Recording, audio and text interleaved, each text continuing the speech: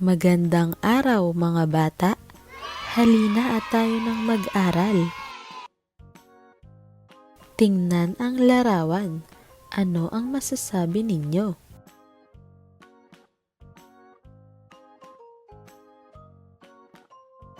Tama! Ang bata ay kumakain ng gulay at prutas. Mahilig siyang kumain ng mga ito. Ano kaya ang mangyayari kapag lagi siyang kumakain ng masusustansyang pagkain?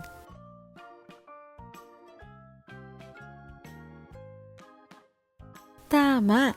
Siya ay magiging malusog at hindi magiging sakitin. Ang pagkain ng mga prutas at gulay ay sanhi at dahil dito, naging malusog at di sakitin ang bata. Ito ang bunga. Ang pag-aaralan natin ngayon ay tungkol sa sanhi at bunga.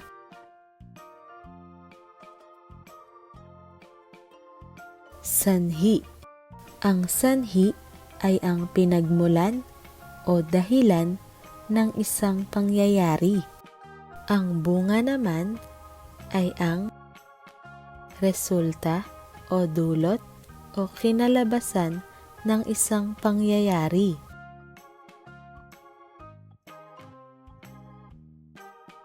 Mga bata, tingnan ang larawan. Ano ang masasabi ninyo dito?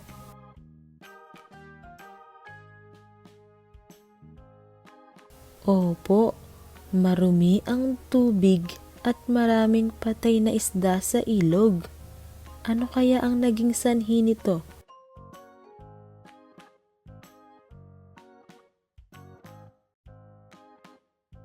Opo, tinatapunan ng mga basura ng mga tao ang mga ilog.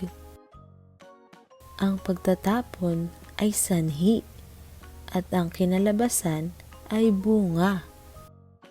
Iba pang halimbawa ng mga sanhi at bunga. Nagtanim ang bata ng mga halaman at lagi niya itong dinidiligan at inaalagaan. Yan ang sanhi. Ang bunga, tumubo at lumaki pa ang kanyang mga halaman. Sanhi. Nagtapon ang bata ng balat ng saging sa daanan. Bunga, may nadulas habang dumadaan dito. Sanhi, marumi at maitim na usok mula sa mga sasakyan at pabrika. Bunga, madumi ang hangin at maraming nagkakasakit.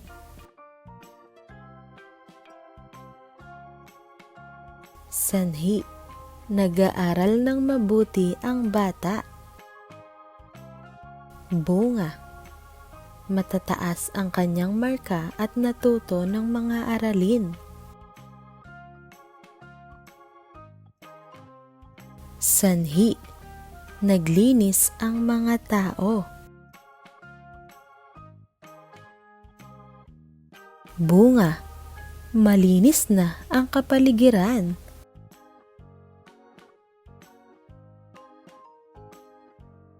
Sanhi, nagpuputol ng mga puno at hindi ito pinapalitan.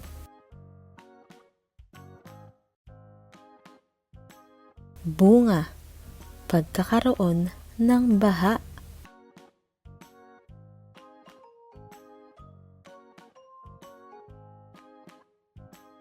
Tandaan mga bata, ang sanhi ay ang pinagmulan o dahilan ng isang pangyayari at ang bunga naman ay ang resulta nito o kinalabasan.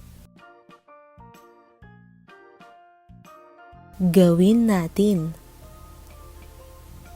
Ikabit ng guhit ang mga larawan ng sanhi sa larawan ng bunga.